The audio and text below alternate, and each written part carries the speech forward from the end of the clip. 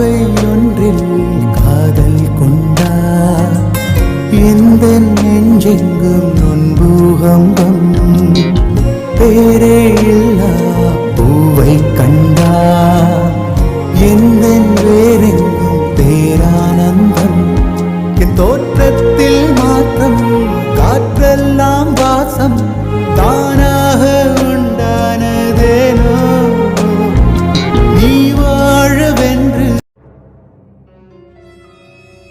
டேய், இப்போ நீங்க எதுக்கு இங்க வந்தீங்க? நான் இவ்வளோ தூரம் சொல்லியும் என் பேச்சை கேட்காம திரும்பவும் கட்ட ஆரம்பிச்சிட்டியா? அதே தான் சார் நானும் சொல்றேன். நானும் இவ்வளோ தூரம் சொல்லியும் அதை கொஞ்சம் கூட புரிஞ்சுக்காம திரும்பவும் வந்து இங்க சண்டை போட்டுட்டு இருக்கீங்க பாத்தீங்களா? நான் அப்படி தாண்டா பண்ணுவேன். நான் சொன்னா நீ கேட்டுதான் ஆகணும். என்ன சார், நானும் நீங்க வயசுல பெரியவருங்கிறதால தான் நான் இவ்வளோ தூரத்துக்கு மரியாதை கொடுத்து பேசிட்டு இருக்கேன்.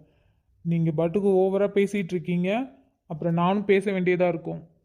டேய், நான் தான் சொல்றேன்லடா, நான் அப்படி தாண்டா பண்ணுவேன். என்னால என்னடா பண்ண முடியும்? சின்ன பையன் நீ என்கிட்டே போட்டிக்கு வரியா? நான் சின்ன பையனாவே இருந்துட்டு போறேன், அதுக்கு உங்களுக்கு என்ன பிரச்சனை? தேவையில்லாம என் விஷயத்துல தலையிட்டினா உரு தெரியாம அழிச்சிருவோம் பார்த்துக்கோ. ஒழுங்கா நான் சொல்றதை கேட்டு உடனே இந்த வேலை எல்லாத்தையும் இப்ப ஸ்டாப் பண்ற, இல்லைன்னா அவ்வளோதான் பார்த்துக்கோ. என்ன சார், ஃபஸ்ட்டு ஃபோனில் மிரட்டுனீங்க, அப்புறம் ஆள் வச்சு மிரட்டுனீங்க, இப்போ நேராகவே வந்து மிரட்டுறீங்களா? இந்த மிரட்டலுக்கெலாம் நான் பயப்பட மாட்டேன் சார். பயப்பட மாட்டியா? அப்ப நீ பயப்படுற மாதிரி உன்னை அவன் பண்ணிட்டா உன் குடும்பத்தையே தூக்கிடுவேன்டா. ஏய் டேய், நீ என்னடா இங்கே பண்ணுற? எங்கே வந்து யாரை மிரட்டிட்டு இருக்க? தொலைச்சிருவான் பார்த்துக்கோ. டேய், நான் தான் பேசிகிட்டு இருக்கேன்ல, இப்போ எதுக்கு நீ தேவையில்லாமல் கோவப்படுற? அமைதியா இரு, நான் தான் பேசுகிறேன்ல. இங்கே பாருங்க, தேவையில்லாமல் இங்கே வந்து பிரச்சனை பண்ணிட்டு இருக்காதீங்க. நான் 1000 தடவை சொல்லிட்டேன், என்னால் இந்த ப்ராஜெக்டை விட முடியாது. எனக்கு கொடுத்த ஒர்க்கை நான் ஃபுல்லாக முடிச்சுட்டு தான் அடுத்த வேலையே பார்ப்பேன். அப்படி இருக்கும்போது போகிற வரவங்க மிரட்டலுக்காகலாம் என்னால் இந்த ப்ராஜெக்டை நிறுத்த முடியாது. புரியுதா? ஓ, அவ்வளோ ஆச்சா? அப்போ உன்னால இந்த ப்ராஜெக்டை நிறுத்த முடியாது. சரிடா, அப்போ பார்த்துக்கலாம். இந்த ப்ராஜெக்டை நான் எப்படி நிறுத்துறேன்னு பாரு. டேய், வயசுல உன்னை விட நான் பெரியவன், மரியாதை இல்லாம பேசுறேன். உனக்கெல்லாம் என்னடா மரியாதை? கேடு கிட்ட வேலையை பார்த்துக்கிட்டு சொந்த பையனோட வாழ்க்கையை அழிக்கணும்னு நினைக்கிற உனக்கெல்லாம் என்னடா மரியாதை? அதெல்லாம் உன்கிட்ட சொல்லிட்டு இருக்கணும் எனக்கு ஒன்றும் அவசியம் இல்லை. ஒழுங்கு மரியாதையா அந்த வேலையெல்லாம் தூக்கி ஏற கட்டிட்டு இடத்த காலி பண்ணுங்க. நாங்கள் ஏன்டா இடத்த காலி பண்ணணும்? நீ தான் இப்போ இங்கே இடத்த காலி பண்ணணும். இல்லைன்னா வச்சுக்கியேன், கொஞ்ச நேரத்துலேயே போலீஸ் வந்து உன்னை தூக்கிட்டு போயிடும். எப்படி வசதி? டேய் டேய் டேய், நீ ரொம்ப ஓவரா பேசிட்டு இருக்க. அவன் கூட அமைதியா தான் இருக்கான், ஆனா நீ ரொம்ப ஓவரா பேசிட்ட. இதுக்கு நீ கண்டிப்பா அனுபவிப்ப. அதெல்லாம் நான் பார்த்துக்கிறேன். இப்போ நீ கிளம்புறியா இல்லை போலீஸ்க்கு கால் பண்ணவா? எப்படி வசதி? இங்க நடந்தது எதையும் நான் மறக்க மாட்டேன். அது மாதிரி உன்னையும் மறக்க மாட்டேன். உன்னை சும்மா விடவே மாட்டேன்டா. ஏன்டா என்கிட்ட வச்சுக்கிட்டானோ நீ ஒவ்வொரு நாளும் கஷ்டப்படுவ. கஷ்டப்பட வைப்பேன். அப்ப தெரியும்டா இந்த காளீஸ்வரன் யாருன்னு. உன்னை மாதிரி நான் எத்தனை பேத்த பார்த்துருப்பேன். இதெல்லாம் சமாளித்ததால தாண்டா நாங்கள் இவ்வளோ பெரிய சக்ஸஸ் ஆகியிருக்கோம். இந்த ஃபீல்டில் இதெல்லாம் ஒரு சும்மா. இதெல்லாம் பார்த்து பயந்தோம்னா நாங்கள் இந்த ஃபீல்டில் இருக்க முடியுமா என்ன? போடா, நீ என்ன வேணால் பண்ணிக்கோ, எல்லாத்துக்கும் நான் ரெடி தான். ஏன்டா அப்படி பண்ண? நான் தான் பேசிகிட்டு இருக்கேன்ல, அதுக்குள்ளே உனக்கு என்ன? நீ என்ன பேசிகிட்டு இருந்த? அவன் என்னென்ன வார்த்தை சொல்லி பேசிகிட்டு இருக்கான், நீ அமைதியாக கேட்டால் உனக்கு பதில் சொல்லிகிட்டு இருக்க. 2 போடுறத விட்டுட்டு. ஏண்டா, எனக்கு அதெல்லாம் பண்ண தெரியாதுன்னு தான் நான் அமைதியாக நின்று பேசிகிட்டு இருந்தேனா? இந்தமாரி பிரச்சனைலாம் வரும் தான். அதுக்குன்னு எல்லாத்தையும் இதேமாரி பார்த்துட்டு இருக்க முடியாது கிரண். எல்லாத்துலேயும் அமைதியாக போய் தான் ஆகணும். நீ வேணா அமைதியாக போ, என்னாலலாம் இருக்க முடியாது. ஏன் கண்ணு முன்னாடியே உன்னை என்ன சொல்கிறான் நான் பார்த்துட்டு சும்மா இருப்பேனா? குடும்பத்தையும் அழிச்சிருவானா பார்க்கும். அப்படி அவன் என்ன தான் பண்ணுறன்னு. நீ எதுக்கு என்ன அப்படி பார்த்துட்டு இருக்க? ஒன்றும் இல்லை, சும்மா தான். சரி, நீ எப்படி இங்கே வந்த? உனக்கு யார் கால் பண்ணி சொன்னா? இப்போ யார் சொன்னா என்ன? அதான் நான் வந்துட்டேன்ல, அப்புறம் என்ன? அதான்டா எனக்கு இப்போ பிரச்சனை. உனக்கு யார் கால் பண்ணி சொன்னா? நீ எதுக்கு இப்போ கிளம்பி வந்த? நீ பாட்டுக்கு வந்த, அந்த ஆளை அந்த திட்டு திட்டின, ஓட விட்ட. இப்போ இவ்வளோ சாஃப்டாக பேசிகிட்டு இருக்க. என்னடா பண்ணிட்டு இருக்க நீ? சார், ஜெகன், நீங்களா? நீங்கள் இங்கே என்ன பண்ணுறீங்க? நான் தான் சீக்கிரமாக உங்களுடைய வேலையை முடிச்சு கொடுத்துட்றேன்னு சொல்லிட்டேன்ல, அப்புறம் நீங்கள் என்ன இங்கே பண்ணுறீங்க? சார், சாரி சார், என்னால் தான் இவ்வளோ பிரச்சனையும். எனக்கு சத்தியமாக இதை பற்றிலாம் எனக்கு தெரியாது. எனக்கு இன்றைக்கி தான் இதெல்லாம் தெரிஞ்சுது. அதனால தான் இங்கே வந்தேன். என்ன என்ன தெரிஞ்சுது? சார், நான் உங்களுக்கு இந்த வேலையை கொடுத்ததுலேருந்து எங்கள் அப்பா உங்களை ரொம்ப டார்ச்சர் பண்ணிகிட்ருக்காருல்ல சார். ஃபோனில் மிரட்டுறது, ஆள் வச்சு மிரட்டுறது, இன்னைக்கு நேராகவே வந்து உங்களை மிரட்டியிருக்காரு. எல்லாமே என்னால் தானே சார். அட ஜெகன், இதை பற்றிலாம் உங்களுக்கு யார் சொன்னா? அப்படிலாம் ஒன்றும் இல்லை. அவர் ஏதோ சும்மா கத்திட்டு போகிறாரு, அவ்வளோதான். நீங்கள் ஆல்ரெடி உங்கள் அப்பா பற்றி சொல்லியிருக்கீங்க. அப்படி இருக்கும்போது இதெல்லாம் ஒரு பிரச்சனையும் இல்லை. இருந்தாலும் நீங்கள் அவர் ஃபஸ்ட் டைம் உங்களை கால் பண்ணி மிரட்டினப்பே என்கிட்ட சொல்லியிருக்கலாம் சார். நான் அவர்கிட்ட பேசி இருந்திருப்பேன். அதான் சொல்கிறல்ல ஜெகன், இதெல்லாம் ஒரு பிரச்சனையும் இல்லை. இந்தமாரி ஃபீல்டில் இருக்கிறவங்களுக்கு இது மாதிரி பிரச்சனை பல விதமாக வரும். அதில் இதுவும் ஒன்று தான்.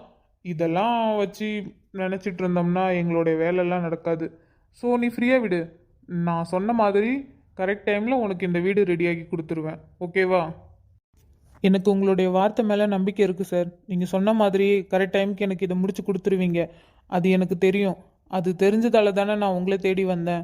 சரிங்க சார், நான் திரும்பவும் சொல்கிறேன், எங்கள் அப்பா பண்ணதுக்கு என்னை மன்னிச்சிருங்க சார்.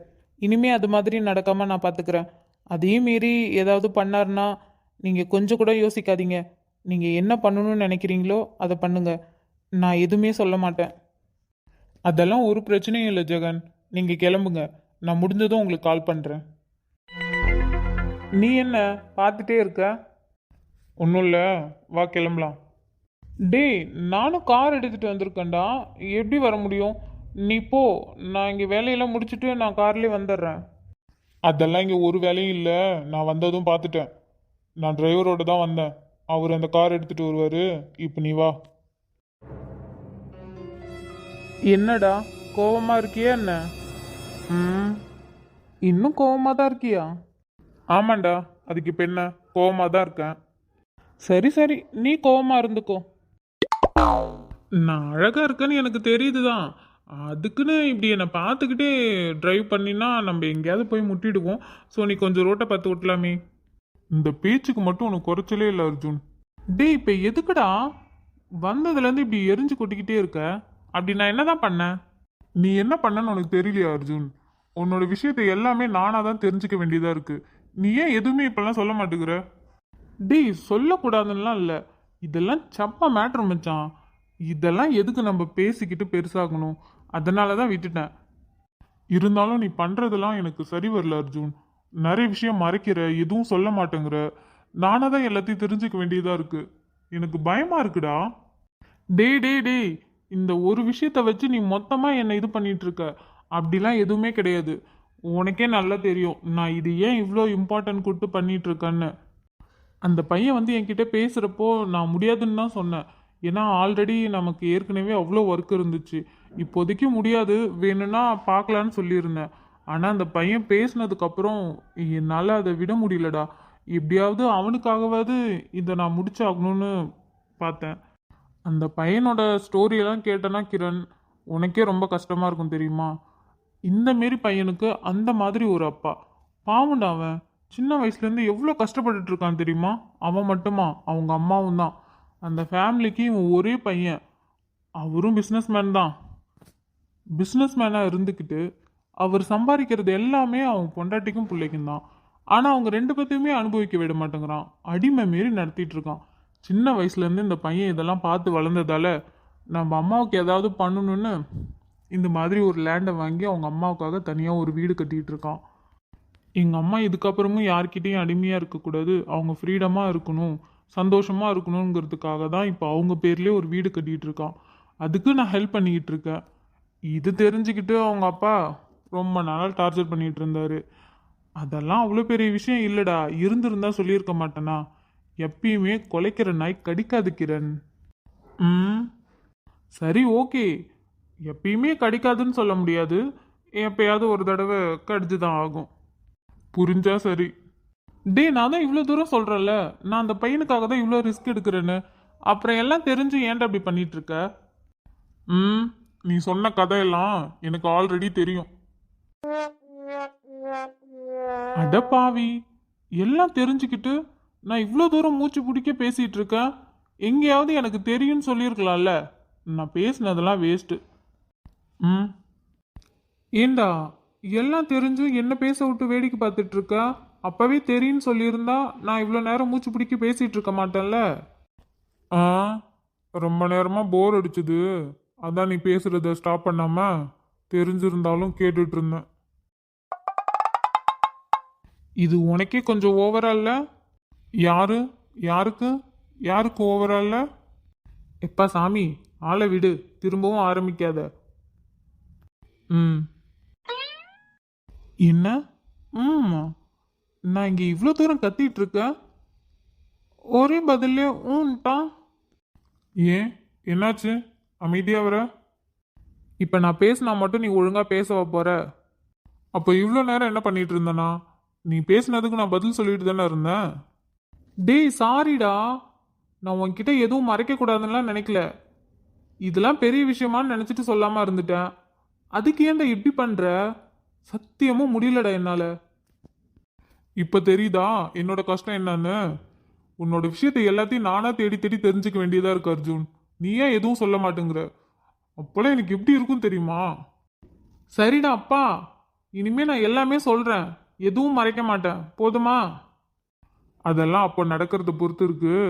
இப்போதைக்கு என்கிட்ட சொல்றதுக்கெல்லாம் ஒன்றும் இல்லை, பார்க்கலாம். இவனை வச்சுக்கிட்டு நான் என்ன பண்றது? இவ்வளோ தூரம் பேசியும் திரும்பவும் அங்கேயே வந்து நிற்கிறான்.